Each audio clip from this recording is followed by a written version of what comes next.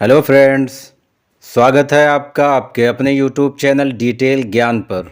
दोस्तों, आज की इस वीडियो में हम लोग प्राचीन समय में भारत पर हुए विदेशी आक्रमण के बारे में जानकारी प्राप्त करेंगे। स्पेशली मौर्य वंश की स्थापना से पहले भारत पर जो आक्रमण हुए, जिसमें प्रमुख रूप से ईरानी आक्रमण और यूनानी आक्रमण के बारे में हम लोग विस्तृत चर्चा करेंगे, जो एग्ज़ाम की दृष्टि से, स्पेशली कम्पिटिटिव एग्ज़ाम की दृष्टि से बहुत ही महत्वपूर्ण होने वाले हैं। तो बने रहें अंत तक इस इम्पॉर्टेंट वीडियो में, और चैनल पर नए हैं तो चैनल को सब्सक्राइब करें और साथ ही साथ बेल आइकन को भी प्रेस करें। तो आइए पढ़ना स्टार्ट करते हैं। और मेन टॉपिक को पढ़ने से पहले संक्षेप में हम लोग पिछली वीडियो के बारे में जान लेते हैं, जिससे इस वीडियो को समझने में काफ़ी आसानी होगी। तो दोस्तों, पिछली वीडियो में हमने पढ़ा जब पूर्व वैदिक और उत्तर वैदिक काल समाप्त हो जाता है और फिर 16 महाजनपद वजूद में आते हैं, लेकिन उस वक्त राजनीतिक स्थितियां बहुत ही उथल पुथल भरी थीं, और साथ ही साथ ये 16 महाजनपद एक दूसरे से आगे बढ़ने, अपना विस्तार करने तथा एक दूसरे से शक्तिशाली बनने के प्रयास में संघर्ष कर रहे थे। और इसी क्रम में, यानी 16 महाजनपदों के एक दूसरे से आगे बढ़ने की इस होड़ में मगध महाजनपद का उत्कर्ष होता है। और मगध साम्राज्य का जो क्षेत्र था वो मुख्य रूप से बिहार और उसके आसपास का क्षेत्र था, और धीरे धीरे इसने अपना प्रभाव बढ़ाना और विस्तार करना शुरू किया और इन क्षेत्रों तक अपना विस्तार कर लिया, जिसे आप मैप में रेड कलर द्वारा देख सकते हैं कि मगध महाजनपद कहाँ तक फैल गया था। लेकिन उस समय में भारत का उत्तर पश्चिम वाला ये जो क्षेत्र था, जो वर्तमान समय में पाकिस्तान और अफगानिस्तान में है, तो ये क्षेत्र राजनीतिक लिहाज से अस्थिर और अराजक स्थिति में था। यानी यहाँ कोई व्यवस्थित और मजबूत शासन नहीं था। यहाँ कई छोटे छोटे राजा थे जो व्यवस्थित तरीके से शासन चलाने में असमर्थ थे, जिस वजह से यहाँ राजनीतिक उथल पुथल और अराजक स्थिति होती थी। और इसी का फायदा उठाकर विदेशियों ने भारत पर आक्रमण करने का साहस किया। और इस पार्टिकुलर क्षेत्र से भारत पर आक्रमण करने का एक और रीज़न था, क्योंकि अगर हम देखें कि भारत में जितने भी आक्रमणकारी आए, चाहे वो ईरानी और यूनानी हों या मध्यकाल में मुग़ल भारत आए हों, वो सब के सब इसी रास्ते से भारत आए, क्योंकि यही एक भाग ऐसा था जो ज़मीन से जुड़ा हुआ था, यानी ज़मीनी रास्ता था। क्योंकि अगर आप गौर करें तो भारत का यह भाग पर्वतीय क्षेत्र अर्थात हिमालयन क्षेत्र था, जिसे क्रॉस करना उस वक्त नामुमकिन और असंभव था। और बाकी ये वाले तीनों हिस्से पूरी तरह से जल यानी समुद्र से घिरे हुए हैं। और प्राचीन समय में जल सेना की व्यवस्था वर्तमान समय जैसी नहीं थी, तो ले दे के प्राचीन काल में यही एकमात्र भाग था जहाँ से भारत पर आक्रमण किया जा सकता था। और फिर इसी तरफ ईरान और आगे यूनान है। और प्राचीन भारत में आक्रमण करने वाले प्रमुख आक्रमणकारी इसी क्षेत्र से भारत आए, मौर्य साम्राज्य की स्थापना से पहले, जिसे हम ईरानी आक्रमण और यूनानी आक्रमण कहते हैं। और आज की इस वीडियो में हम लोग इन्हीं दोनों आक्रमण पर चर्चा करेंगे और समझेंगे। तो दोस्तों, जब मगध का उत्कर्ष हो रहा था, उसी दौरान मौर्य वंश की स्थापना से पहले भारत पर सबसे पहले ईरानी आक्रमण हुआ। फिर यूनानियों ने भारत पर आक्रमण किया। और कई बार एग्ज़ाम में ये प्रश्न पूछा गया है कि भारत पर सबसे पहले किसने आक्रमण किया था, तो ईरानियों ने सबसे पहले भारत पर आक्रमण किया था। और उस समय ईरान में एक वंश था जिसका नाम था हखमनी वंश। ये नाम आपको याद रखना है। इसी हखमनी वंश ने सबसे पहले भारत पर आक्रमण किया था। आइए इस वंश के बारे में थोड़ी सी जानकारी प्राप्त कर लेते हैं। तो दोस्तों, इस वंश की स्थापना की थी साइरस द्वितीय ने। इसने 558 ईसा पूर्व से 529 ईसा पूर्व तक ईरान पर शासन किया, और इसी दौरान इसने भारत पर आक्रमण किया, क्योंकि इसे पता था कि भारत के उत्तर पश्चिम वाले इस क्षेत्र में कोई मजबूत शासन नहीं है, कोई मजबूत राजा नहीं है, जिसका फायदा उठाकर साइरस द्वितीय ने भारत पर आक्रमण किया। तो इस प्रकार भारत पर आक्रमण करने वाला प्रथम वंश था हखमनी वंश, और प्रथम शासक था साइरस द्वितीय, जो कि ईरान से आया था। हालांकि इस आक्रमण में साइरस सफल नहीं हुआ और सीमा प्रांत से उसे वापस लौटना पड़ा, जिसके बाद भारत पर सफल आक्रमण करके भारत में प्रवेश करने वाला पहला ईरानी शासक था डेरियस प्रथम, जिसे दारा प्रथम के नाम से भी जाना जाता है। तो डेरियस प्रथम या दारा प्रथम ने 516 ईसा पूर्व में भारत के पश्चिमी क्षेत्र में आक्रमण करके गांधार और कंबोज प्रांत को जीत लिया और इसे अपने साम्राज्य में मिला लिया। और इन जीते हुए प्रांतों को इसने ईरान का 20वां प्रांत बना लिया। और उस समय उसके शासन के अधीन कुल 23 प्रांत थे, जिसमें से 20वां प्रांत भारत का यही क्षेत्र था। और बताया जाता है कि यहाँ से उसे काफी मात्रा में धन प्राप्त होता था। यहाँ से उसे 360 टैलेंट सोने की मुद्राएं प्राप्त होती थीं। और टैलेंट ईरानी मुद्रा पर आधारित एक मापदंड है और ये धन सभी प्रांतों से मिलने वाले कुल राजस्व का 1/3 हिस्सा हुआ करता था। और बाद में इस हकमनी वंश में और भी बहुत से शासक हुए जिन्होंने भारत में अपना प्रभाव बनाकर रखना चाहा, लेकिन वो बहुत दिनों तक इसे बरकरार नहीं रख सके क्योंकि ईरान में हकमनी वंश का पतन हो गया। सिकंदर ने इस हकमनी वंश के अंतिम शासक डेरियस तृतीय को हराकर भारत से इस वंश का अंत कर दिया। अब आइए देख लेते हैं ईरान का भारत पर प्रभाव, यानी ईरानी आक्रमण का भारत पर क्या प्रभाव पड़ा। तो ईरान और भारत का संपर्क कुल लगभग 200 सालों तक रहा, जिसके फलस्वरूप व्यापार को काफ़ी बढ़ावा मिला। ईरानियों के आने से भारत में ईरान की कला और संस्कृति का विकास और प्रचार प्रसार हुआ। खास तौर से ईरानियों की एक लिपि थी जिसे अरमाइक लिपि कहा जाता है। इसी अरमाइक लिपि के प्रभाव से भारत में एक नई लिपि का जन्म हुआ जिसे खरोष्टी लिपि का नाम दिया गया। ये नाम आपको याद रखना है, खरोष्टी लिपि। इससे पहले भारत में जो लिपि चल रही थी उसे ब्रह्मी लिपि कहा जाता था। तो इन तीनों लिपियों यानी अरमाइक लिपि जो ईरानियों की थी, ब्रह्मी लिपि जो भारत में थी और खरोष्टी लिपि जो इन दोनों लिपियों से मिलकर बनी, इन तीनों का वर्णन अशोक के शिलालेखों पर देखने को मिलता है। और बाद में जब मौर्य काल में कला का विकास प्रारंभ होता है तथा चंद्रगुप्त मौर्य ने जब पाटलिपुत्र में निर्माण कार्य करवाया और अशोक ने जो अनेकों स्तंभ बनवाए, तो ये स्तंभ बनाने की जो कला थी ये असल में ईरानी प्रभाव से प्रेरित थी, क्योंकि ईरानी इस प्रकार की कला में काफ़ी माहिर थे। और अशोक द्वारा बनारस के सारनाथ में बनवाया गया स्तंभ भारत में राष्ट्रीय चिन्ह के रूप में भी अपनाया गया। तो दोस्तों, ये थे ईरानी आक्रमण से जुड़े हुए कुछ महत्वपूर्ण तथ्य जो एग्जाम में प्रश्न बनाकर पूछे जाते हैं। अब आइए देखते हैं भारत पर हुए यूनानी आक्रमण से रिलेटेड कुछ महत्वपूर्ण तथ्य जो एग्जाम में अक्सर पूछे जाते हैं। तो इसमें प्रमुख रूप से अब आगे हम लोग सिकंदर के आक्रमण को देखेंगे, जिसका वास्तविक नाम अलेक्जेंडर था।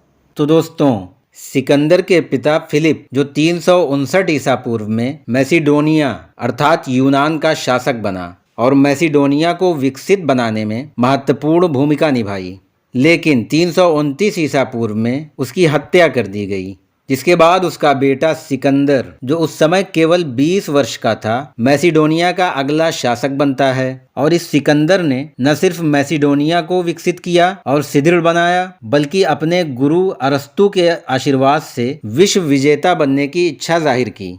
तो आगे बढ़ने से पहले यहाँ सिकंदर से जुड़े कुछ वन लाइनर क्वेश्चन देख लेते हैं। तो सिकंदर के गुरु का नाम अरस्तु था और सिकंदर की 3 पत्नियां थीं, लेकिन इसके सबसे प्रिय पत्नी का नाम रेक्सोना था। और सिकंदर का एक घोड़ा था जो उसे बहुत प्रिय था, जिसका नाम बुसेफेलस था। तो ये सिकंदर से जुड़े कुछ ऑब्जेक्टिव टाइप क्वेश्चन थे, इन्हें आपको याद रखना है। अब आइए आगे बढ़ते हैं। तो सिकंदर 327 ईसा पूर्व में भारत पर आक्रमण करने के इरादे से निकलता है और हिंद कुश पर्वत पार करके भारत में प्रवेश करता है और भारत के पश्चिम उत्तर भाग से अपने आक्रमण की शुरुआत करता है, जहां सिकंदर का सामना तक्षशिला के राजा आम्भी से होता है। लेकिन आम्भी एक डरपोक राजा था। इसने बिना युद्ध किए ही सिकंदर की अधीनता स्वीकार कर ली और सिर्फ अधीनता ही नहीं स्वीकार की, बल्कि इसने भारत पर हमला करने में सिकंदर की सहायता भी की कि कैसे भारत पर सफलतापूर्वक आक्रमण करना है।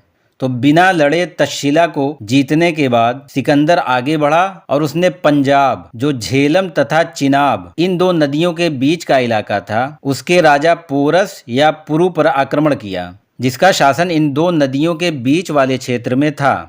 और इस युद्ध को झेलम अर्थात वितस्ता का युद्ध कहते हैं तथा यूनानी इसे हाइडेस्पीच का युद्ध कहते हैं, जो 326 ईसा पूर्व में हुआ था। तो याद रखिएगा, ये एग्जाम क्वेश्चन है कि हाइडेस पीच का युद्ध किस किस के बीच हुआ था। तो इसका उत्तर है सिकंदर और पोरस के बीच। और किस नदी के किनारे हुआ था? तो इसका उत्तर है झेलम नदी के किनारे। तो सिकंदर ने जब पंजाब के राजा पोरस पर आक्रमण किया तो पोरस ने तक्षशिला के राजा आम्भी की तरह डर के मारे सिकंदर की अधीनता नहीं स्वीकार की, बल्कि डटकर उसका मुकाबला किया और सिकंदर को कड़ी टक्कर दी। हालांकि इस युद्ध में पोरस को पराजय का सामना करना पड़ा, लेकिन कहते हैं कि भाग्य भी बहादुरों का साथ देता है। तो यही हुआ, सिकंदर पोरस की वीरता से बहुत ज्यादा प्रभावित हुआ और पोरस को उसका राज्य वापस कर दिया। इसमें हुआ ये था कि पोरस को पराजित करने के बाद जब सिकंदर की सेना ने पोरस को बंदी बनाकर सिकंदर के सामने पेश किया तो सिकंदर ने पोरस से पूछा कि बताओ इस वक्त मैं तुम्हारे साथ क्या सुलूक करूं। तो पोरस ने कहा कि जो एक राजा को एक राजा के साथ ऐसे वक्त में करना चाहिए। तो सिकंदर ने पोरस से इम्प्रेस होकर पोरस को उसका राज्य वापस लौटा दिया, लेकिन उसने पोरस के सामने एक शर्त रखी कि आगे के युद्ध में उसे उसकी मदद करनी पड़ेगी, क्योंकि सिकंदर को पता था कि आगे उसका मुकाबला मगध जैसे शक्तिशाली साम्राज्य से है और बगैर किसी लोकल की मदद लिए मगध को पराजित करना आसान नहीं होगा। तो पोरस ने सोचा कि अगर वो इनकार कर देगा तो सिकंदर उसे कैद कर लेगा और अगर वो शर्त मान लेता है तो कम से कम वो आज़ाद तो होगा। तो सिकंदर ने पोरस को उसका राज्य वापस दे दिया। अब आगे सिकंदर और उसकी सेना को मगध पर आक्रमण करना था। तो सिकंदर की सेना अब आगे बढ़ना चाह रही थी और इसी आगे बढ़ने के क्रम में सिकंदर की सेना व्यास नदी के तट पर पहुंचती है, लेकिन सिकंदर की सेना ने इस व्यास नदी को पार करने से इनकार कर देती है। और इनकार क्यों किया? तो इसके पीछे कई कारण थे। आइए इन कारणों को देख लेते हैं। तो पहला कारण ये था कि सिकंदर की सेना काफ़ी समय पहले यूनान से निकली थी और युद्ध लड़ते लड़ते यहाँ भारत तक पहुँची थी। अब वो थक चुके थे, इन्हें अपने घर परिवार की याद आने लगी थी, जिस वजह से वो वापस जाना चाहते थे। दूसरा कारण था कि यूनान का क्लाइमेट अलग था और भारत का क्लाइमेट अलग था। तो भारतीय जलवायु में वो अपने आप को एडजस्ट नहीं कर पा रहे थे, जिस वजह से उन्हें स्वास्थ्य संबंधी समस्याएं होने लगी थी। इस वजह से भी वो वापस जाना चाहते थे। तीसरा और सबसे महत्वपूर्ण कारण जो था वो ये था कि सिकंदर की सेना ने महसूस किया कि पंजाब जैसे एक छोटे राज्य के राजा पोरस से युद्ध करने में हमें इतनी कठिनाई हुई और इतनी चुनौतियों का सामना करना पड़ा, तो अब आगे मगध जैसा विशाल और शक्तिशाली साम्राज्य है जहां नंद वंश का शासन है, जिसका राजा धनानंद है, जो अपनी क्रूरता और निर्ममता के लिए जाना जाता है। इससे उनके अंदर डर पैदा हो गया। तो इन कारणों से सिकंदर की सेना ने आगे बढ़ने से मना कर दिया। हालांकि इसके पीछे एक और कारण बताया जाता है जो बहुत ही दिलचस्प है। आइए लगे हाथों इसे भी जान लेते हैं। तो दोस्तों, जब सिकंदर और उसकी सेना मगध पर आक्रमण करने वाली थी, जहां पर उस वक्त नंद वंश का शासक धनानंद शासन कर रहा था, और जब सिकंदर के आक्रमण के बारे में चाणक्य को पता चला तो चाणक्य मदद के लिए धनानंद के पास गए, क्योंकि मगध उस वक्त बहुत शक्तिशाली था जो सिकंदर को रोक सकता था। तो धनानंद ने बजाय बात समझने के और चाणक्य की मदद करने के उल्टा चाणक्य को अपमानित करके उसे अपने महल से बाहर निकलवा दिया।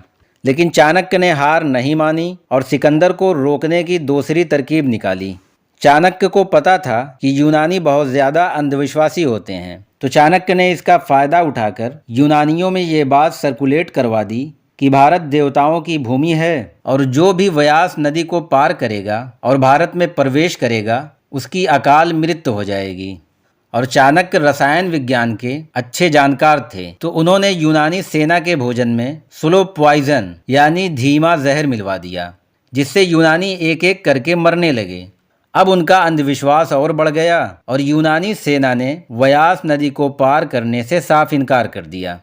हालांकि सिकंदर ने उन्हें बहुत प्रेरित किया और समझाया कि ऐसा कुछ नहीं है, नदी पार करने से किसी की भी अकाल मृत्यु नहीं होगी। लेकिन उसकी सेना ने उसकी एक नहीं सुनी और नदी पार करने से मना कर दिया, जिसके बाद सिकंदर मजबूर होकर वापस लौट गया।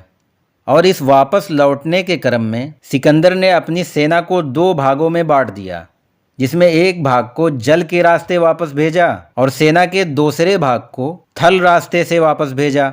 तो सेना का वो भाग जो जल के रास्ते वापस गया उसका सेनापति था नियार्कस, और सेना का वो भाग जो थल के रास्ते वापस गया उसका सेनापति था सेल्यूकस निकेटर।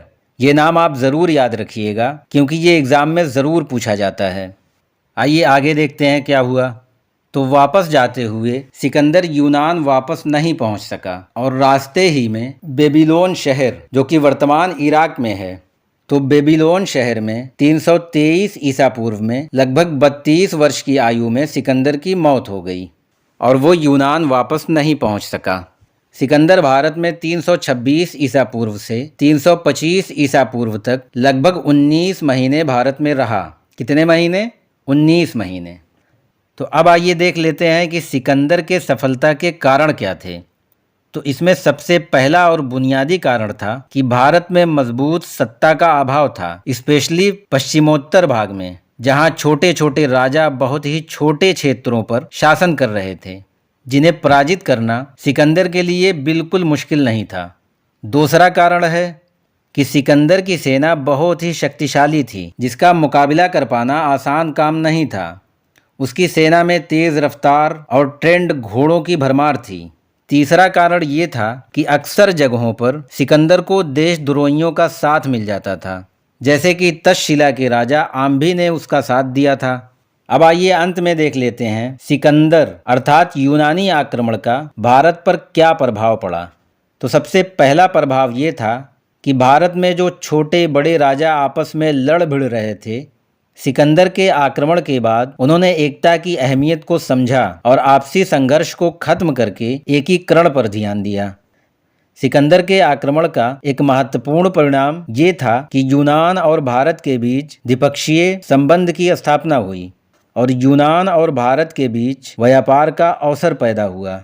अगला प्रभाव है कि यूनानी कला और संस्कृति का भारत में प्रचार प्रसार हुआ। भारत में गांधार शैली का विकास यूनानी आक्रमण ही के बाद प्रारंभ हुआ और मुद्रा निर्माण की कला भारत के लोगों ने यूनानियों से सीखी। तो दोस्तों, ये थे भारत पर हुए ईरानी और यूनानी आक्रमण से जुड़े कुछ महत्वपूर्ण तथ्य, जिसे हम लोगों ने विस्तार से देखा। और इस टॉपिक पर ऑब्जेक्टिव प्रश्नों से संबंधित एक छोटा सा वीडियो, जिसका लिंक डिस्क्रिप्शन में दिया हुआ है, आप उसे ज़रूर देख लें ताकि आपका कॉन्सेप्ट बिल्कुल क्लियर हो जाए। और अगली वीडियो में हम लोग मगध पर शासन करने वाले सबसे शक्तिशाली वंश मौर्य वंश के बारे में पढ़ेंगे। उम्मीद करता हूँ ये जानकारी आपको पसंद आई होगी, और अगर वीडियो आपको पसंद आया हो तो चैनल को सब्सक्राइब, वीडियो को लाइक और शेयर करें। मिलते हैं अगली वीडियो में, तब तक के लिए धन्यवाद।